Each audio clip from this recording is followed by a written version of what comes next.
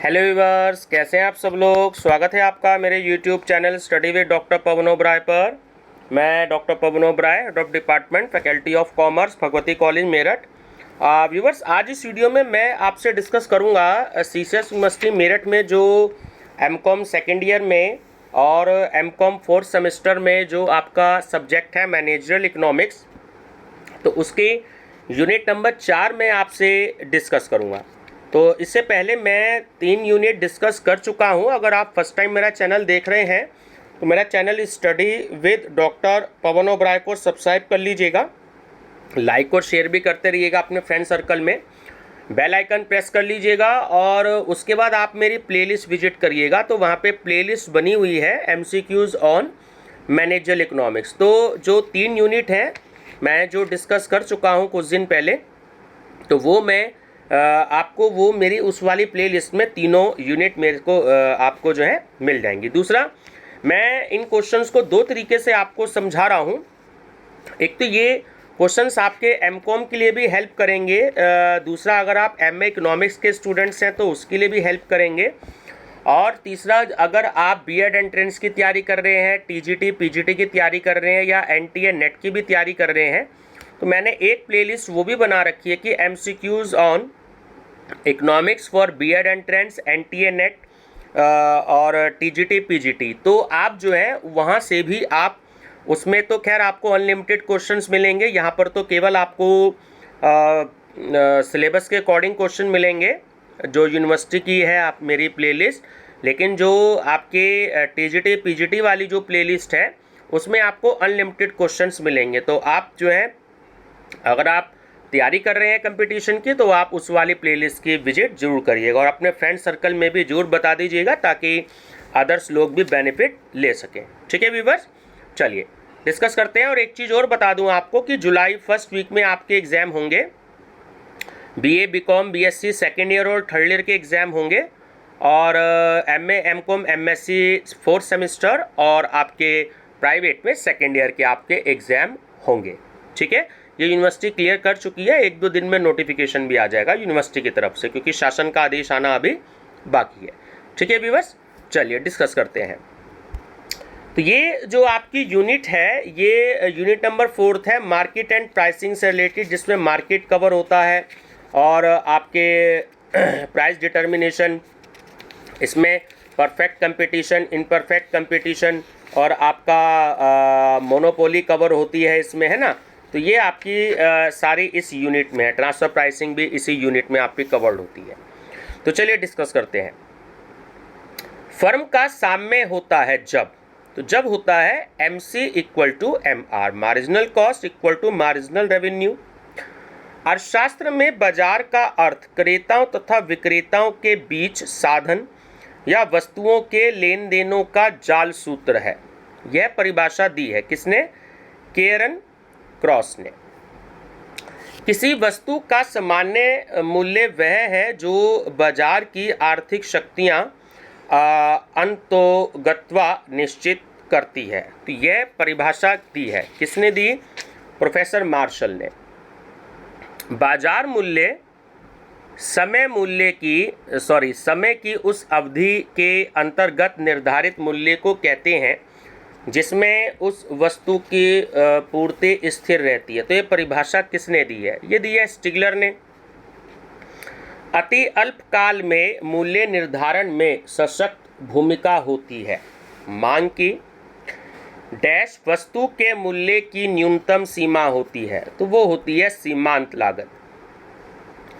अति अल्पकालीन साम्य मूल्य को डैश मूल्य भी कहते हैं, बाजार मूल्य। डैश साम्य मूल्य को सामान्य मूल्य भी कहते हैं। तो जो दीर्घकालीन साम्य मूल्य होता है उसको साम्य मूल्य भी कहते हैं।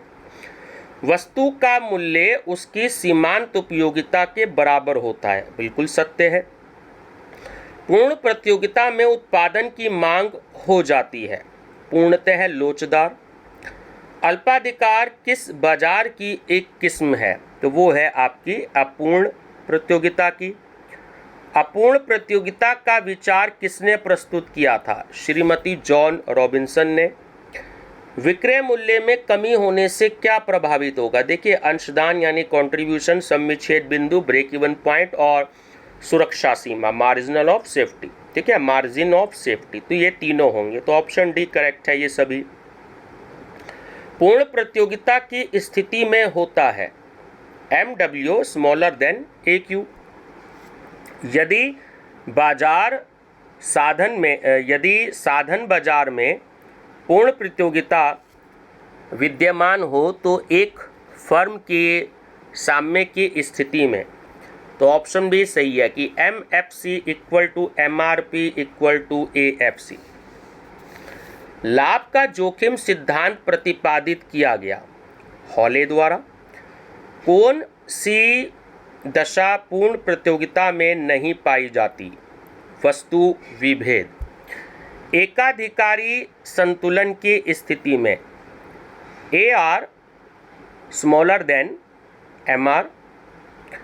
वस्तु की कीमत निर्धारित होती है वस्तु की मांग व पूर्ति से। पूर्ण प्रतियोगिता की दशा में कीमत का निर्धारण किया जाता है उद्योग द्वारा। क्रेताओं तथा विक्रेताओं की कम संख्या किस प्रकार के बाजार में होती है?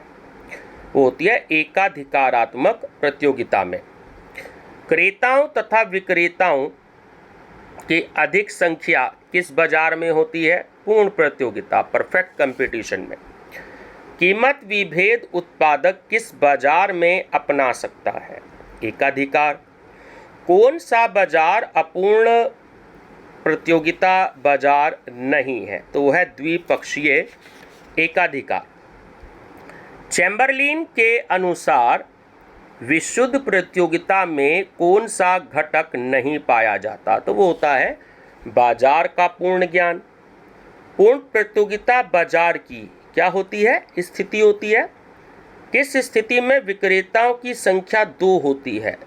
द्विअधिकार में। पूर्ण प्रतियोगिता में बाजार की स्थिति का संबंध होता है समरूप वस्तुओं से जो एक जैसी होती हैं। पूर्ण प्रतियोगिता फर्म निश्चित करती है। देखिए, ना तो वो केवल उत्पादन इकाइयाँ, कीमत निर्धारण और कीमत व उत्पादन इकाइयाँ, इनमें से कुछ भी वो निश्चित नहीं करती है ना, तो ऑप्शन डी सही है। विदेशी बाजार में अपने माल को लागत मूल्य से भी कम पर बेचना कहलाता है राशिपातन, डंपिंग। जब बाजार मूल्य सीमांत लागत से भी कम हो तो व्यापारी को क्या करना चाहिए? व्यवसाय को थोड़े समय के लिए बंद कर देना चाहिए। दिन के समय टेलीफोन की दरें रात या सप्ताहांत की दरों से अधिक रखना क्या मूल्य निर्धारण नीति कहलाती है? तो वो कहलाती है उच्चतम भार। किसी वस्तु या सेवा का मूल्य सामान्य मूल्य से कम चार्ज करना ही क्या कहलाता है? प्रोत्साहित मूल्य। ठीक है, प्रोत्साहन मूल्य निर्धारण का प्रमुख उद्देश्य क्या होता है? देखिए, प्रतिद्वंदी का सामना करना है ना, और स्कंद बाहुल्यता की स्थिति दूर करना और बाजार में प्रवेश करके अपने उत्पाद की पहचान बनाना। तो तीनों ही बिल्कुल सही हैं। सीमांत लागत मूल्य का निर्धारण किया जाता है। तीनों स्थिति ठीक है कि व्यापारिक मंदी के समय, मांग में मौसमी उच्चावचन के समय, जो सीजनल फ्लक्चुएशन होते हैं उस समय, और प्रतियोगिता बाजार का सामना करते हुए। तो ऑप्शन डी करेक्ट है ये सभी। अवनति की अवस्था में कौन सी मूल्य नीति अपनाई जाती है? ठीक है, तो मूल्य रीति भी अपनाई जाती है और मूल्य विभेद नीति भी अपनाई जाती है। तो ऑप्शन सी सही है। प्रतियोगात्मक अधपतन चक्र यानी साइकिल ऑफ कॉम्पिटिटिव डीजनरेशन की संज्ञा किसने दी थी? वो दी थी जोलनडीन ने। जब उत्पाद की बिक्री नाम मात्र की रह जाती है तो कहलाती है अप्रचलन, ऑब्सोलेंस। जनोपयोगी सेवाएं कहलाती हैं। देखिए, परिवहन सेवाएं हो गई, बिजली सेवाएं हो गई, पानी सेवाएं हो गई। तो ऑप्शन डी करेक्ट है ये सभी। जनोपयोगी सेवाओं में मूल्य निर्धारण में पद्धति उपयोगी होती है, तो वो लागत धन मूल्य निर्धारण नीति होती है। एक फर्म के अंतर्गत उसके एक विभाग से दूसरे विभाग को हस्तांतरित किए गए मूल्य माल का मूल्य निर्धारित करना क्या कहलाता है? तो वो कहलाता है हस्तांतरण मूल्य निर्धारण। ठीक है, ट्रांसफर प्राइस डिटर्मिनेशन। हस्तांतरण मूल्य निर्धारण के आधार होते हैं, देखिए लागत बाजार, लागत धन आधार और बाजार मूल्य आधार तीनों ही होते हैं, तो ऑप्शन डी करेक्ट है ये सभी। स्थानांतरण मूल्य की विधियां कहलाती हैं, ये भी तीनों ही है कि दोहरा मूल्य विधि और बाजार मूल्य विधि और आपसी मोल भाव विधि, तो ऑप्शन डी करेक्ट है ये सभी। क्रेता एवं विक्रेता आपस में मिलकर मोल भाव मतलब सौदेबाजी, बार्गेनिंग करके मूल्य तय करते हैं, तो इस विधि को क्या कहते हैं? आपसी मोल भाव विधि। एक अच्छी स्थानांतरण मूल्य निर्धारण विधि की विशेषता होती है, तीनों ही है कि उच्च प्रबंध का हस्तक्षेप के बिना आपसी मतभेदों का निपटारा, आपूर्तिकर्ता संभाग व प्राप्तकर्ता संभाग में आपसी तालमेल होना चाहिए और प्रत्येक विभागों के लाभों के हितों को ध्यान में रखना चाहिए, तो ऑप्शन डी करेक्ट है उपयुक्त सभी। दोहरा मूल्य विधि विक्रय विभाग को प्रेरित एवं प्रोत्साहित करती है, ये कथन है, बिल्कुल सत्य है। बाजार मूल्य अवसर लागत की अवधारणा पर आधारित होता है, ये भी सत्य है। परमाप लागत विधि में क्रेता का जोखिम कम होता है, ये भी बिल्कुल सत्य है। मकड़ी जाला सिद्धांत केवल लागू होता है कृषि क्षेत्र में। शुम्पीटर का सिद्धांत इस अवधारणा पर आधारित है कि प्रत्येक नवप्रवर्तन का बैंक द्वारा ही वित्त पोषण किया जाता है, ये भी सत्य है। स्थानांतरण मूल्य की विधियां होती हैं, ये तीनों विधियां हैं, दोहरा मूल्य विधि, आपसी मोल भाव विधि और बाजार मूल्य विधि, है ना, ऑप्शन डी करेक्ट है ये सभी। चालू दर मूल्य निर्धारण में महत्व दिया जाता है बाजार पर। व्यापार चक्रों की व्युत्पत्ति में बैंक केवल गौण भूमिका निभाते हैं, ये कथन किसका है? प्रोफेसर सीयर्स का। एक निश्चित अवधि के लिए मूल्य संबंधी निर्णयों को ही मूल्य नीति कहा जाता है, ये कथन किसका है? प्रोफेसर कन्वर्स का। पूर्ति पर विक्रेता का नियंत्रण होना ही एक एकाधिकारी बाजार के स्थिति के निर्माण के लिए काफ़ी है या पर्याप्त है, तो ये परिभाषा किसने दी? प्रोफेसर चैम्बरलिन ने। मूल्य निर्धारण में क्रेताओं और विक्रेताओं के अलावा प्रतिद्वंदियों, बिचौलियों तथा सरकार की भूमिका रहती है, ये कथन किसका है? देखिए दोनों का है, प्रोफेसर ऑक्सेनफेल्ड का और प्रोफेसर बेहनम का, है ना, दोनों ऑप्शन आप इसमें लगा सकते हैं। जनोपयोगी मूल्य लागू नहीं होता, किस पर? निजी विमान सेवाओं पर, ठीक है। भेद मूल्य वह नीची कीमत है जो कि प्रारंभ से ही बाजार में घुसपैठ करने के लिए एक सक्रिय एजेंट का काम करती है, ये भी सत्य है। विक्रेता द्वारा विभिन्न क्रेताओं को अलग अलग मूल्य पर माल का विक्रय कहलाता है विभेदात्मक मूल्य, डिफरेंशियल प्राइस। भारत में साइकिल बाजार कहलाता है अल्पाधिकार। एकाधिकार की सफलता की कुंजी उत्पादन का सकुंचन है, यह कथन किसका? यह है प्रोफेसर बेहनम का। एकाधिकारी का तात्पर्य उस विक्रेता से है जिसकी वस्तु का मांग वक्र गिरता हुआ होता है, तो ये कथन किसका है? Professor A.P. लर्नर का। एक एकाधिकारी निश्चित कर सकता है या तो कीमत या उत्पादन मात्रा, ठीक है, ध्यान रखेंगे। Towards a more general theory of value नामक पुस्तक के लेखक है, बहुत इंपॉर्टेंट है, professor Chamberlain. The theory of monopolistic competition पुस्तक के लेखक हैं, इसके भी हैं प्रोफेसर चैम्बरलिन, ध्यान रखना। Monopolistic competition and general equilibrium theory के पुस्तक हैं के लेखक कौन है? वो है रॉबर्ट ट्रिफिन। देखिए मैं आपको बता दूं, एनटीए नेट में भी इस टाइप पे क्वेश्चन बहुत आते हैं, वो एक्चुअली मैचिंग के आ जाते हैं कभी कभी इसमें अधिकतर क्वेश्चन। अगर क्वेश्चन ज़्यादा थोड़े से मतलब इजी भी नहीं होते, अगर मीडियम टाइप पे क्वेश्चन होते हैं तो मैचिंग के क्वेश्चन दे देते हैं आपको, है ना, तो आपको ऑथर याद रखने पड़ेंगे।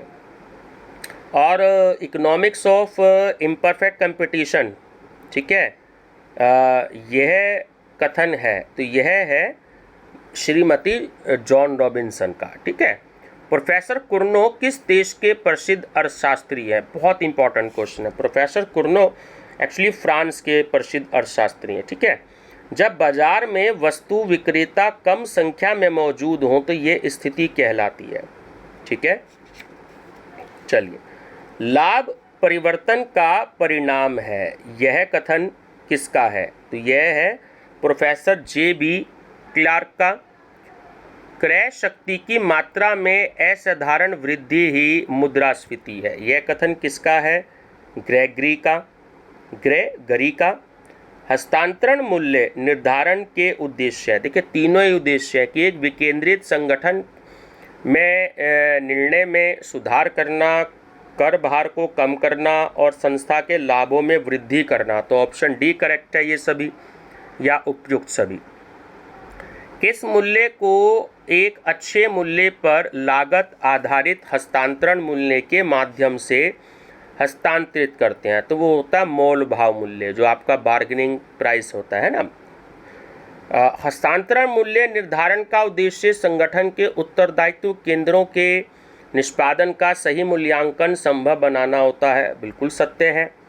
हस्तांतरण मूल्य की गणना के आधार होते हैं, तीनों ही होते हैं, लागत आधार, आपका लागत धन आधार और बाजार मूल्य आधार। तो ऑप्शन डी करेक्ट है, ये सभी। पूरक वस्तुओं की दशा में मूल्य निर्धारण होता है, तीनों ऑप्शन बिल्कुल ठीक है। एक वस्तु का मूल्य कम होने पर दूसरी वस्तु के मूल्य में वृद्धि करना, दोनों वस्तुओं के मूल्य में समान रूप से कमी या वृद्धि करना, और एक वस्तु के मूल्य में वृद्धि होने पर दूसरी वस्तु के मूल्य में भी वृद्धि करना। तो तीनों ऑप्शन बिल्कुल करेक्ट है ना। तो ऑप्शन डी करेक्ट है, उपयुक्त सभी। एक वस्तु खरीदिए दूसरी मुफ्त, by one get and one free, ये कौन सा विक्रय कहलाता है? ये होता है प्रतिबद्ध विक्रय। क्रेता और विक्रेता संभागों के बीच माल या सेवा तय होती तो वो कहलाती है मोल भाव आधारित मूल्य। उत्पादन मात्रा मूल्य निर्धारण की समस्या किसी एक उत्पाद समूह के मूल्यों की कीमतों के बीच उचित संबंध ज्ञात करना है। तो ये कथन किसका है? ये है प्रोफेसर जोलनडील का। ठीक है, बाजार अवधि में पूर्ति रेखा सरल खड़ी रेखा होती है, तो ये कथन सत्य है। वस्तु का न्यूनतम मूल्य उसकी सीमांत उत्पादन लागत के आधार पर निर्धारित किया जाता है, ये कथन ये भी सत्य है। सीमांत लागतों के सर्वाधिक समीप होती है तो वो होती है परिवर्तनशील लागत, वेरिएबल कॉस्ट। बाजार शब्द का अर्थ उस स्थिति से लिया जाता है जिसमें एक वस्तु की मांग उस स्थान पर हो जहां पर उसे बेचने के लिए प्रस्तुत किया जाए। तो ये परिभाषा किसने दी? Professor JK. मेहता ने, है ना। और कल्याणकारी अर्थशास्त्र किसने लिखा था? वो भी प्रोफेसर जे.के. मेहता ने लिखा। बाजार के लिए सबसे अनिवार्य है, देखिए, क्रेता और विक्रेता दोनों का होना अनिवार्य है। ठीक है, प्रतियोगिता अथवा परिस्थितियों के अनुसार बाजार का वर्गीकरण होता है। तो उसमें पूर्ण प्रतियोगिता बाजार भी होता है, अपूर्ण प्रतियोगिता बाजार भी होता है और एकाधिकार बाजार भी होता है। तो ऑप्शन डी करेक्ट है, ये सभी। बाजार में क्रेताओं तथा विक्रेताओं के मध्य एक स्वतंत्र प्रतियोगिता पाई जाती है। ठीक है, चलिए, इसमें थोड़ा सा मेरे को डाउट है व्यूवर्स। बाजार संरचना से आशय किसी वस्तु या सेवा के लिए बाजार में क्रेताओं तथा विक्रेताओं की संख्या और वितरण आकार से है। तो ये परिभाषा किसने दी? ये दिए पापास तथा हिर्शे ने। द्वैधिकार बाजार में केवल कितने विक्रेता होते हैं?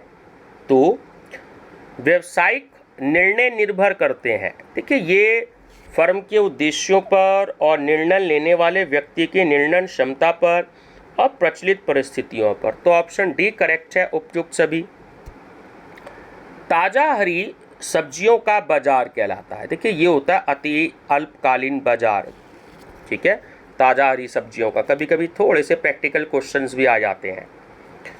अच्छा, बाजार मूल्य निर्धारण मूल्य की ओर अग्रसारित होता है, ये कथन गलत है, असत्य है।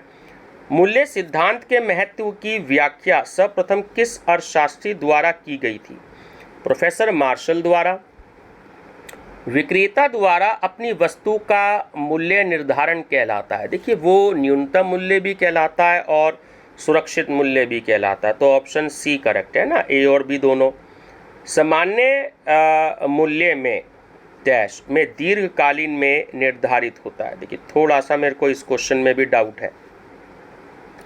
अति अल्पकालीन बाजार को कहते हैं, जो दैनिक बाजार होता है वो अति अल्पकालीन होता है। आधुनिक युग में वस्तुओं और सेवाओं का क्रय विक्रय कहलाता है। देखिए, वो ई बाजार भी कहलाता है आपका और डिजिटल बाजार भी कहलाता है, तो ए और बी दोनों हैं इसका सही आंसर। बाजार मूल्य प्रतियोगिता में किसमें निर्धारित होता है? पर देखिए, बाजार मूल्य पूर्ण प्रतियोगिता में अल्पकाल में निर्धारित होता है, ध्यान रखेंगे। Business behaviour value and growth नाम के पुस्तक के लेखक कौन थे? वो थे प्रोफेसर बामोल। और प्रबंधकीय विवेक का सिद्धांत किसने प्रतिपादित किया था? ये किया था प्रोफेसर मार्शल ने। ठीक है व्यूअर्स, तो दो क्वेश्चन थे लगभग, मेरे को थोड़ी सी उसमें कन्फ्यूज़न है। अभी थोड़ा सा मैं डीप स्टडी करके आपको मौका लगा तो दूसरी वीडियो में बताऊंगा मैं आपको। ये आपकी 4th यूनिट के 100 क्वेश्चन है। ठीक है व्यूअर्स, तो वीडियो पसंद आए तो लाइक शेयर सब्सक्राइब जरूर कर लीजिएगा। और ये वीडियो आपको मेरी प्लेलिस्ट में मिलेगी। तो मेरा चैनल नेम है study with doctor Pavan Oberoi. तो आप सब्सक्राइब करके बेल आइकन प्रेस कर लीजिएगा और प्लेलिस्ट जरूर विजिट करिएगा। उसमें 45 से ज़्यादा प्लेलिस्ट बनी हुई हैं, तो आपको कॉमर्स की और इकोनॉमिक्स की और जीके क्वेश्चन और करंट अफेयर्स से काफ़ी सारे क्वेश्चंस आपको मिलेंगे इसमें। ठीक है व्यूअर्स, थैंक यू।